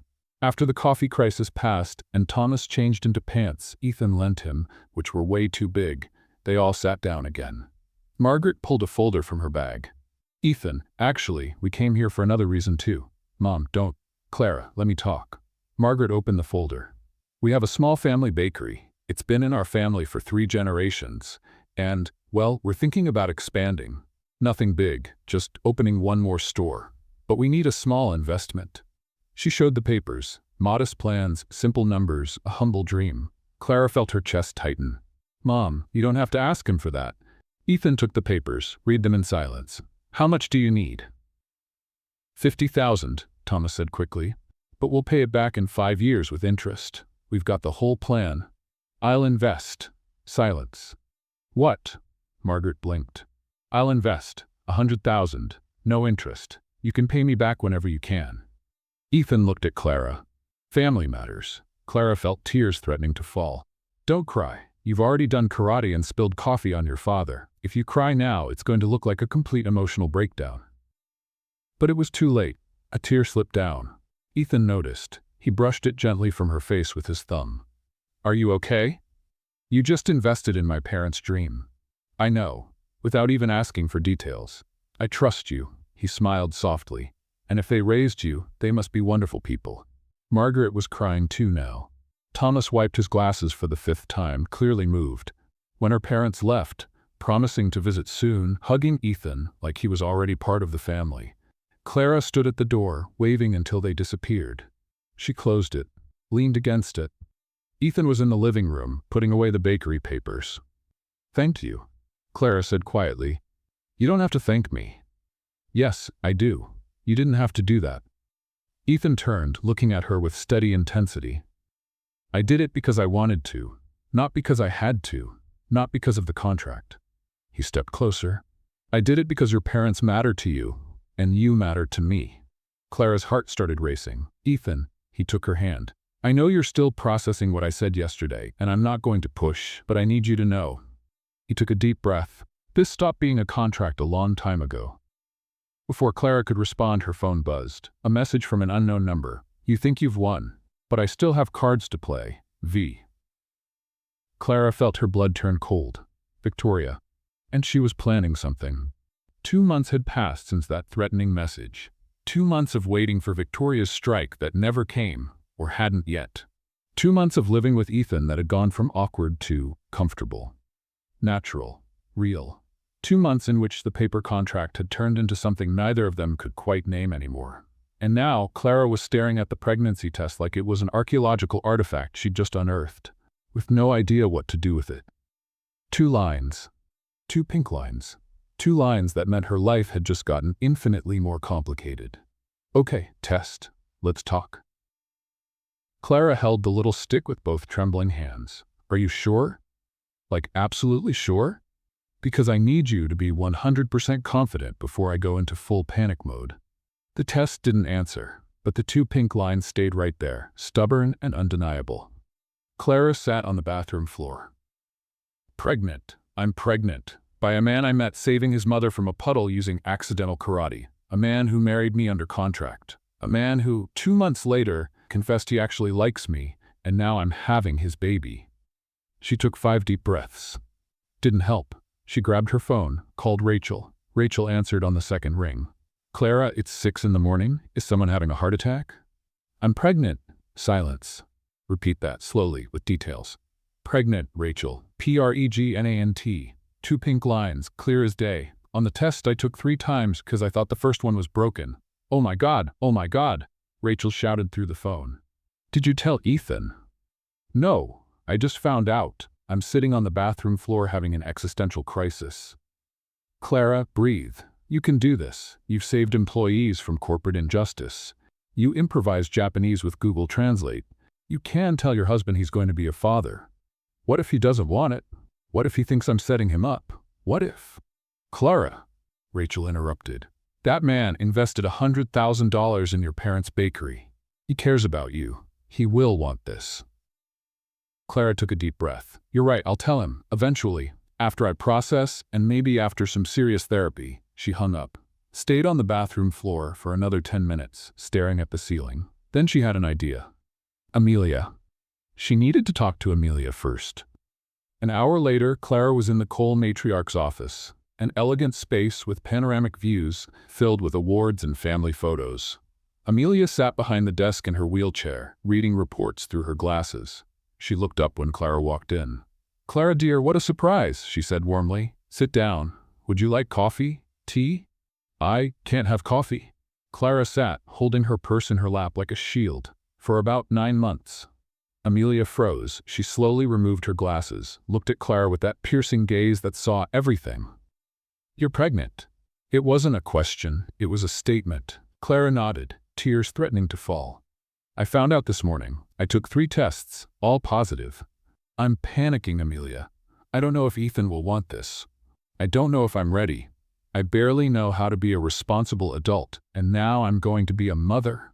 Amelia stood up from her chair, slowly, with effort, holding on to the arms, but stood tall and crossed the office. She hugged Clara tightly. "You're going to be a wonderful mother." Clara started to really cry now. "How do you know?" "Because you have the most generous heart I've ever seen." Amelia stepped back, holding Clara's face. "You defended an employee you didn't even know. You saved a corporate presentation. You make my son laugh, Clara. Something I thought I'd never see again after the accident. But what if he doesn't want the baby?" "He will." Amelia smiled with absolute certainty. My son is in love with you, even if he's still realizing it. He'll want this baby more than anything. Clara wiped her tears. I'm scared. Fear is normal. Amelia returned to her chair with graceful composure. But you're not alone. You have family now. My family, and we protect our own. Clara smiled through her tears. Thank you. Now go tell Ethan. Amelia picked up the phone. He's in his office. And Clara? Yes? Congratulations, dear. You just gave me the best gift, a grandchild to spoil. Clara walked to Ethan's office with her heart pounding like a war drum. She knocked. Come in. She opened the door. Ethan was behind his desk, laptop open, suit perfect, fully focused. He looked up and smiled, that small smile that transformed his whole face. Hi, everything okay? I need to tell you something. He immediately closed the laptop. Sit down. Clara sat, took 3 deep breaths. You can do this. Just say it. 3 words. I'm pregnant. Simple. Direct. No drama. I'm pregnant. Total silence. Ethan froze. Completely. 5 seconds. 10 seconds. Clara started sweating. He's processing, or in shock, or thinking about ending the marriage. Or. Ethan stood up, crossed the office, held her face in both hands. Are you sure? I took 3 tests. All positive. You're pregnant. He repeated it like testing the weight of the words. Really, really. And then Ethan smiled. Not a small smile, a real one, wide and radiant. We're going to have a baby. Yes, a baby. He laughed, the sound filling the office. Clara, we're going to have a baby. He pulled her into a hug so tight she could barely breathe. Ethan, air, need air. He let go but kept his hands on her shoulders. Sorry, He was smiling, truly smiling. I didn't expect to feel this happy. Clara felt tears of relief. You want this? Really? Clara, I want everything with you. He kissed her forehead. The baby, the life, everything. And that's when the door opened, without knocking. A woman walked in, tall, brunette, fitted red dress, heels clicking with authority, expression of someone who believed she belonged everywhere. Chloe Hartman. She stopped when she saw Ethan and Clara together, still in each other's arms. Ethan, darling, I came to. She paused, looking at Clara like she was a stain on an expensive rug. And who is this? Ethan turned, tension rising in his shoulders. Chloe, what are you doing here? I came to talk about the merger proposal. She smiled sharply, and clearly walked in at a bad time. She looked Clara up and down with calculated disdain. You must be the temporary wife. I heard about you. How cute. Clara's blood boiled. Wife, without the temporary. And you are? Chloe Hartman, CEO of Hartman Industries. She crossed her arms, and a former friend of Ethan's. Friend, right, the kind that wants to be much more than that. Clara felt the tingling rise. No body. She's not a physical threat, just emotional and social. You don't need to. But her body didn't listen. Clara jumped, a tiny reflexive move, hands up, defensive posture. Froze for 3 fatal seconds. Chloe's eyes widened. Did she just do karate at me? Ethan held back laughter. Clara unfroze and slowly lowered her hands. Involuntary reflex, neurological issue. Documented. Completely normal. Chloe rolled her eyes. How peculiar. She turned to Ethan. Anyway, we need to talk. Alone. No. Ethan placed his hand on Clara's waist, protective and firm. Whatever you have to say it in front of my wife. Chloe turned red. Ethan, be reasonable. I am reasonable, and the answer is no, to whatever you came to propose. Chloe looked at Clara with barely contained hatred. You'll regret this. She spun on her heels. Both of you will regret it. She left, slamming the door. Clara exhaled the breath she'd been holding. Who is she? Ex-girlfriend, Ethan sighed. From a long time ago, before the accident. She didn't take the breakup well. She seems like the kind of person who collects revenge stories. That's exactly what she does. He pulled Clara close again. But she's not going to touch you, I promise. Clara rested her head against his chest. Your life was simpler before you met me, wasn't it? It was. He kissed the top of her head, and infinitely more boring. That night, Clara lay in bed staring at the ceiling, hand on her still flat stomach. There's a baby growing here. A baby. Half me, half Ethan. This is absolute madness. Ethan walked into the room, something rare, since they still slept separately. Can I come in? You already did. He smiled and sat on the edge of the bed. I just wanted to say thank you. For what? For giving me something I thought I'd never have. He took her hand. A real family. Clara felt tears threatening again. Hormones. Definitely hormones. Or real feelings, probably both. Ethan, yes? I think I'm falling in love with you. He smiled, that devastating smile. "I know I'm in love with you." And for the first time, they slept in the same room. Nothing happened beyond hugs and soft conversations about the future. But it was perfect. Outside the building, Chloe got into her car. She picked up her phone and called someone. "We need to talk about Ethan Cole and that ridiculous wife of his. She's pregnant, and I'm going to use that against them." She hung up, smiled in the dark. The war had only just begun. Clara was trying to assemble a crib. It should have been simple. The manual had drawings, universal drawings that any functional human brain should be able to follow. But Clara had been staring at step 3 for 40 minutes like it was alien code written in Egyptian hieroglyphs mixed with quantum math. "Okay, manual, we're going to have a serious talk here." She held the thin booklet in both hands. "You say, insert screw B into hole C, but I count 6 screw Bs, 6, and only 3 hole Cs. The math doesn't add up." The manual didn't respond, but Clara could swear it was mocking her. She dropped it, grabbed the screwdriver, and looked at the disassembled crib spread across the floor like the aftermath of an industrial accident. "All right, crib pieces. You're wood. Wood is natural. Trees grow by themselves. Why can't you assemble yourselves too? Where's the logic?" The doorbell rang. Clara looked at the door, then at the crib, then at her reflection in the window, hair sticking to her forehead from sweat, t-shirt covered in dust, holding a screwdriver like some kind of medieval weapon. "Perfect. I look like someone who lost a fight with furniture. Great first impression." She opened the door and froze. The man standing there was an older, colder, infinitely more intimidating version of Ethan. Tall, wearing a suit clearly made by Italian artists. Gray hair, perfectly combed, blue eyes analyzing Clara like a buyer inspecting livestock. Henry Cole. He looked her up and down, full analysis, instant judgment. "You must be Clara." His voice was as cold as a Siberian winter. "The wife." Clara looked at the screwdriver in her hand, then at him, then back at the tool. "Great, Clara. You're meeting the patriarch of a billionaire empire while looking like a mechanic who's given up on life." "Yes, and you must be the intimidating father-in-law I hadn't officially met yet." She forced a smile. "Come in, or don't. I'm kind of busy having an existential crisis with uncooperative furniture." Henry walked in without waiting for an invitation. Of course, because powerful men don't wait for invites, they just invade. He looked around the penthouse with the expression of someone evaluating property for purchase. "So you're the woman my son decided to acquire." Clara felt her blood boil. Acquire. She slammed the screwdriver on the table so hard it echoed through the room. "I'm not property. I'm not an object. I'm a person, with feelings and a college degree and highly problematic self-defense reflexes." Henry raised an eyebrow with surgical precision. Reflexes of what exactly? And of course, at that exact moment, because the universe had a cruel sense of humor, the tingling started, rising up her legs, fast, unstoppable. No body, not in front of the billionaire father-in-law, for the love of everything sacred, but the body doesn't negotiate with logic. Clara jumped, full movement, hands up in defensive position, knees bent, full combat stance. Right in front of the patriarch, the retired CEO, the man who probably had the power to ruin lives with a single phone call. She froze. 5 seconds of dead silence. Henry stared at her like a scientist observing a new species of insect. "Did you just try to attack me?"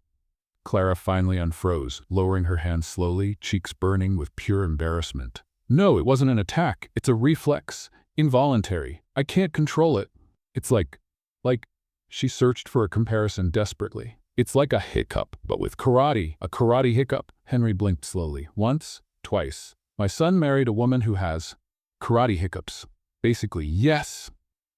Clara waved her hands frantically. "And before you ask, there's no cure. I've tried yoga, meditation, therapy, calming tea. Nothing works. My body has a mind of its own and terrible social timing." Henry kept staring at her for an uncomfortably long moment. Then he sat on the couch. Uninvited, because apparently invading personal space was a genetic trait in the Cole family. "I came to make you an offer, Clara." Clara crossed her arms, suspicious. "What kind of offer?"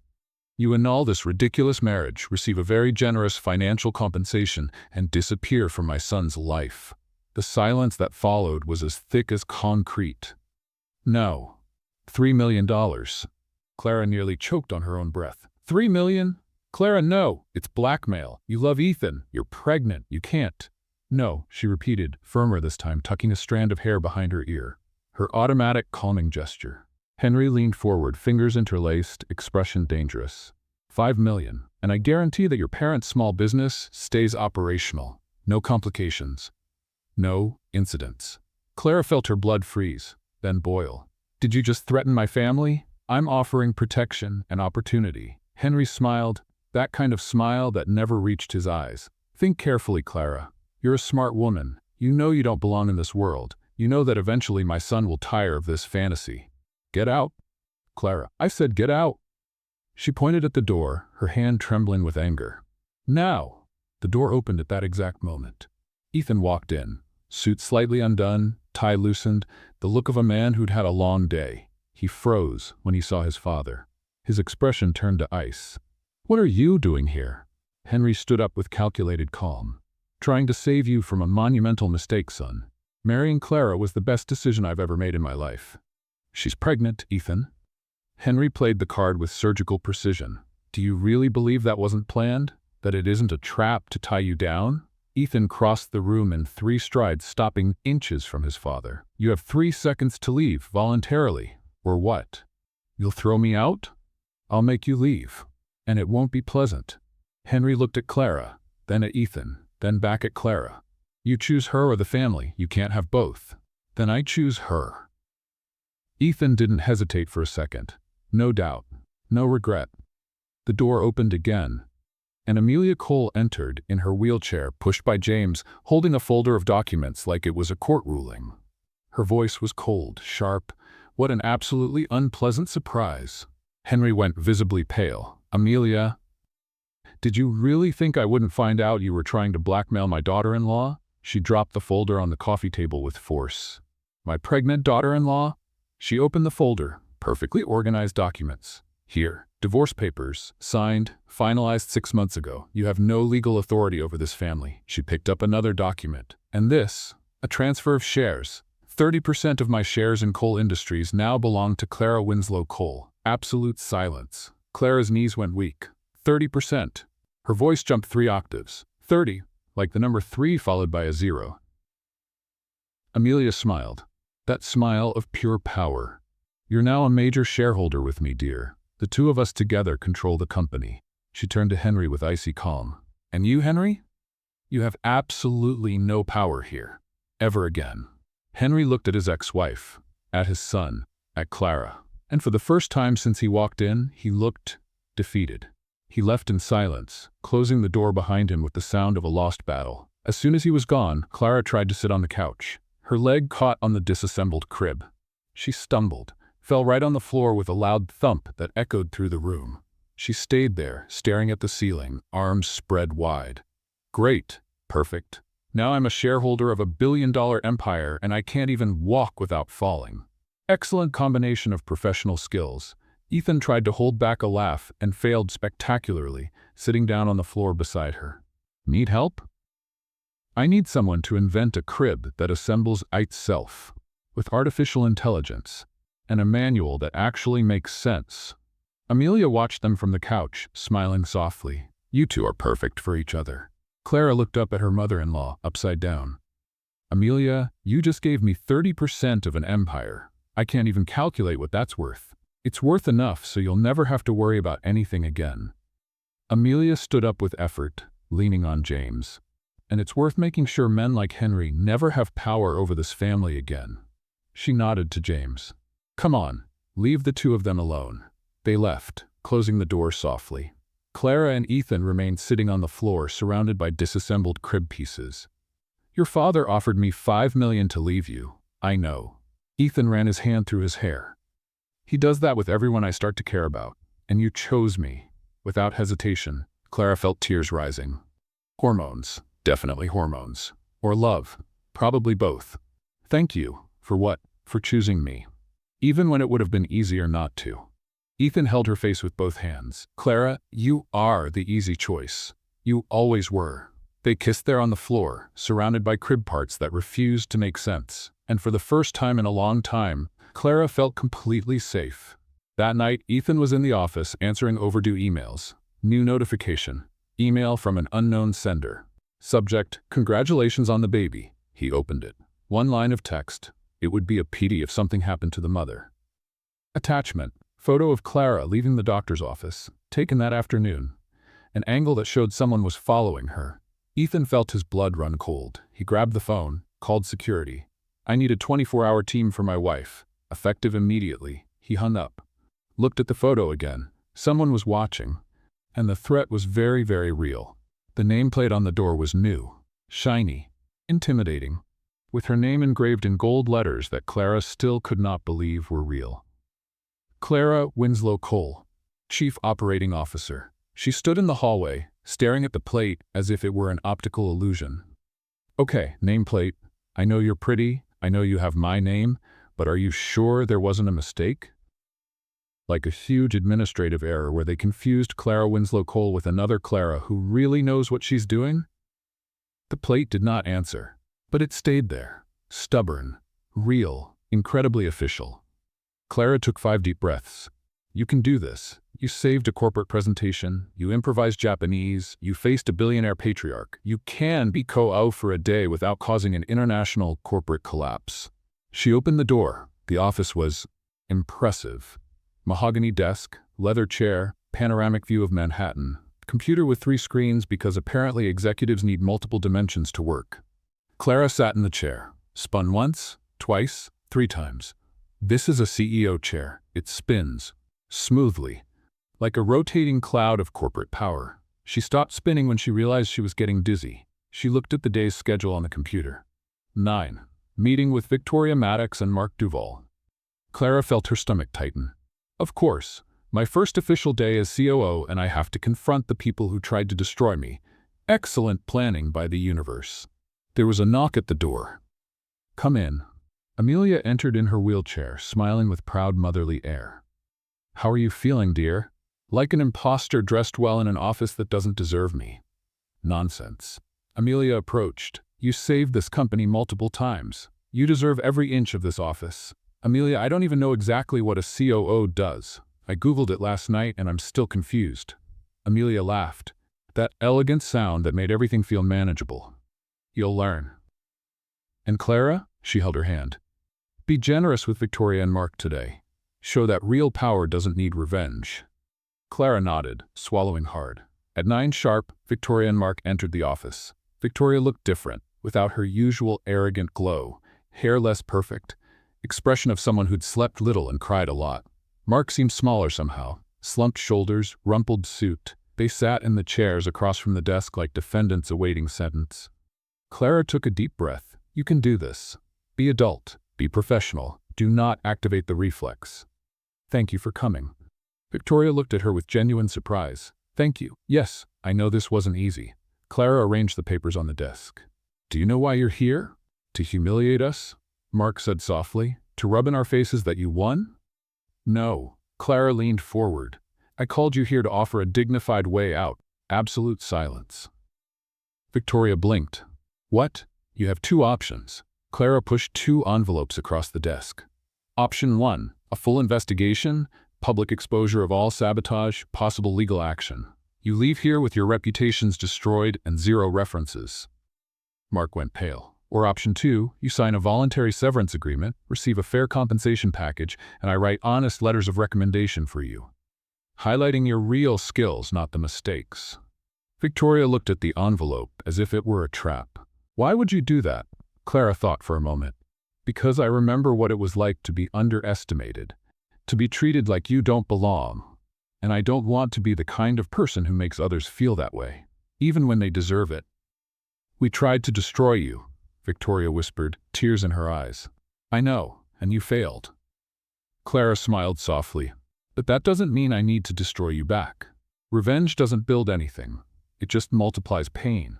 Mark opened the envelope with trembling hands. He read it and his eyes widened. This is too generous. It's fair, Clara corrected. Fair is different from generous. Victoria wiped her tears, trying to keep her composure. I underestimated you completely. Lots of people do that. Clara stood and extended her hand. Good luck, Victoria. Truly. Victoria shook her hand, a firm, respectful grip. Thank you, and I'm sorry for everything. Mark shook her hand too, nodding in silent gratitude. When they left, Clara sat back down in the chair. She realized she was shaking. The door opened. Ethan entered. Are you okay?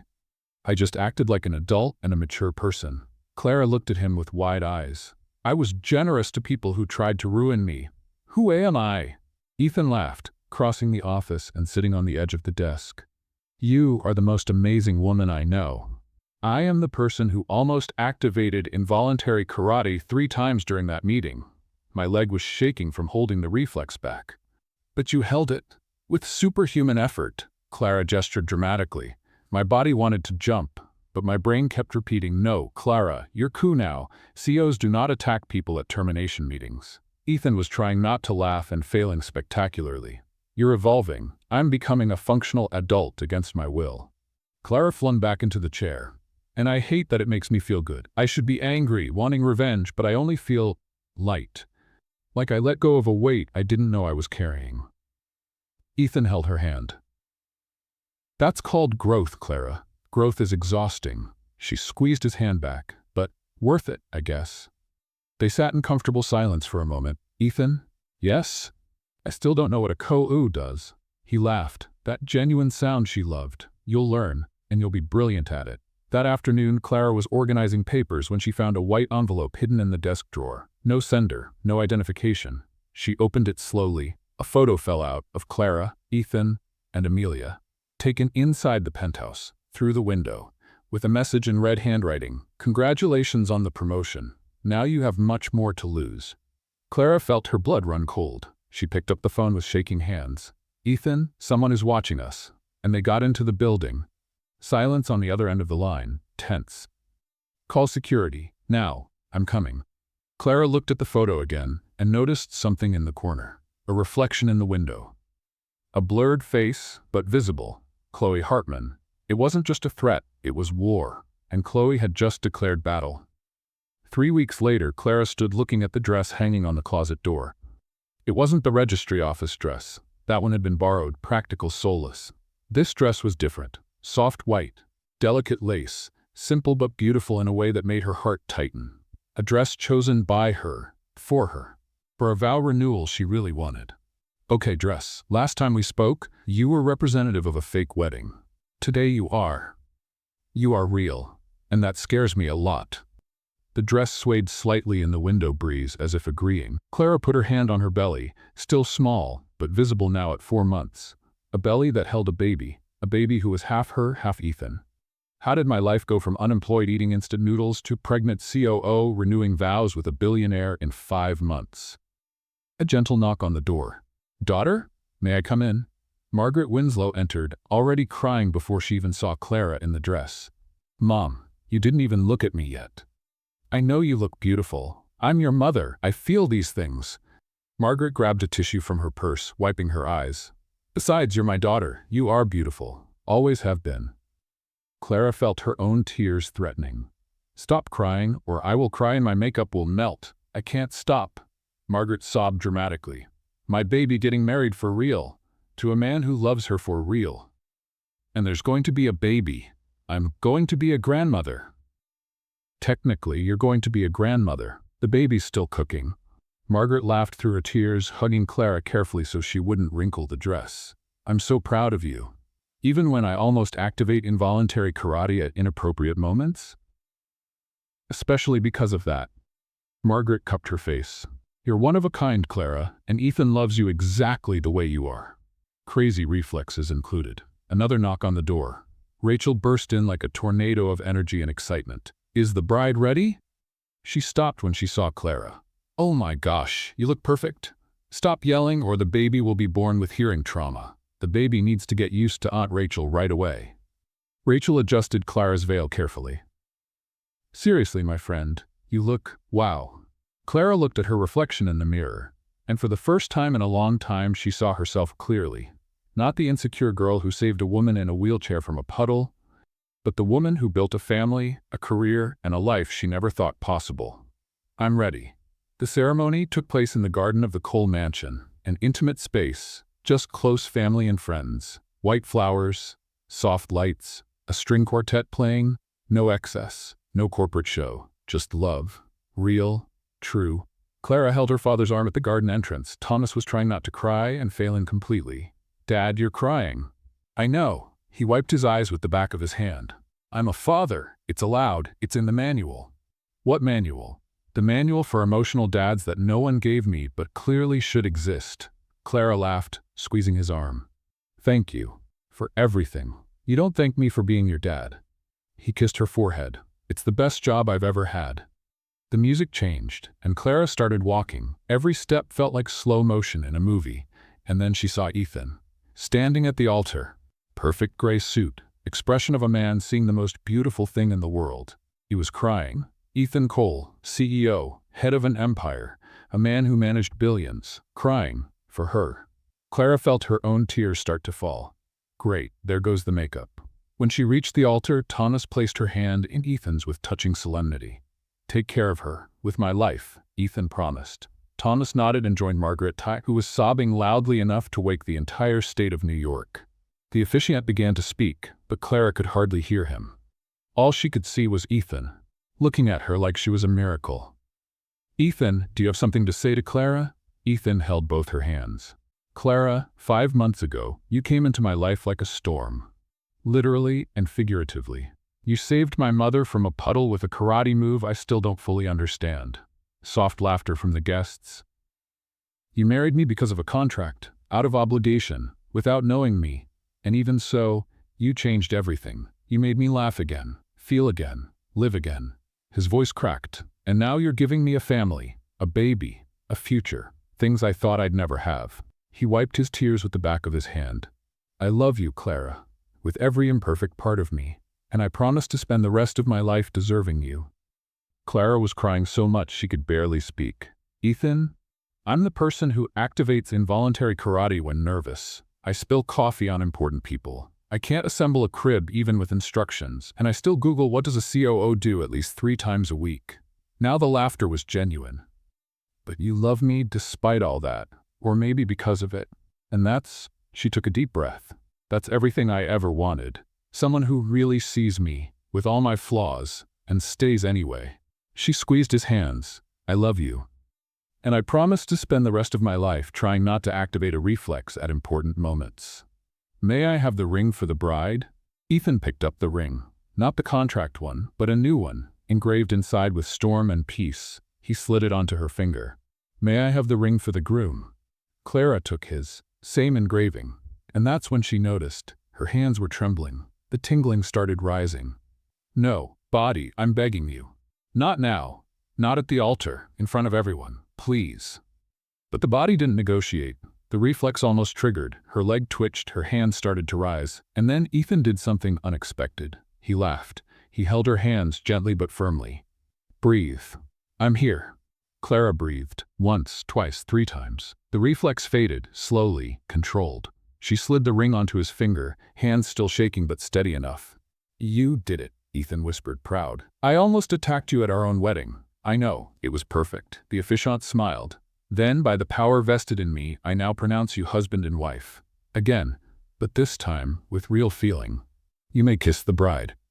Ethan pulled Clara close, and when their lips finally met, Clara felt her reflex give one last twitch, a tiny, almost invisible jump. They pulled apart, laughing. The crowd applauded. Margaret was sobbing loud enough to be heard in Connecticut. Amelia was standing, a rare and precious sight, clapping with tears in her eyes. Rachel shouted, "Finally, it took you long enough to be adorable in public." And there in the garden, bathed in golden evening light, surrounded by a family that was messy, imperfect, but real, Clara realized something important. She didn't need a contract anymore. She didn't need a deadline. She only needed this. Him. Them. This life built on chaos, laughter, and completely unexpected love. Ethan held her face, smiling that devastating smile. "Ready to start over?" Clara looked at her husband, at their future, at the baby growing inside her. "I was born ready." And for the first time in her life, she truly believed it. 6 months later, Clara was in her COO office, now with a photo of the baby on her desk. A little girl with her father's blue eyes and her mother's dark hair. Amelia came in, smiling with the pride only a grandmother could have. "How's my granddaughter?" Sleeping, finally, after 3 hours of teaching me that babies don't negotiate sleep. And the reflex? Clara smiled. Still active. Yesterday I almost attacked the pediatrician, but I'm getting better. Amelia laughed. You built an empire from nothing, Clara. Literally, from a muddy puddle to all this. Technically, I didn't build it. I kind of tripped into it. You chose it, Amelia corrected. Every step of the way, you chose courage, kindness, love, and involuntary karate, especially involuntary karate. They laughed together, looking out the window at Manhattan glowing on the horizon. And Clara realized that the city, the one that used to intimidate her, now felt like home. Because home was never about a place, it was always about people, and she had found hers. So what did you think of Clara's journey from that muddy puddle all the way to the altar? Did you relate to her involuntary reflexes? Were you rooting for her romance with Ethan from the start? Or did you cheer when Amelia finally took charge? Share your thoughts in the comments. I love hearing what you think. Tell me, what was your favorite chapter? The funniest moment? The scene that moved you the most? And now, the big question. On a scale from 0 to 10, how would you rate this story? Was it a 10, perfect story, made you laugh and cry?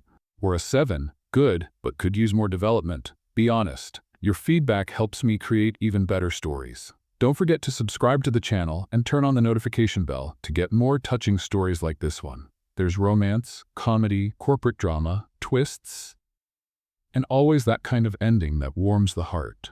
See you in the next story. Goodbye for now.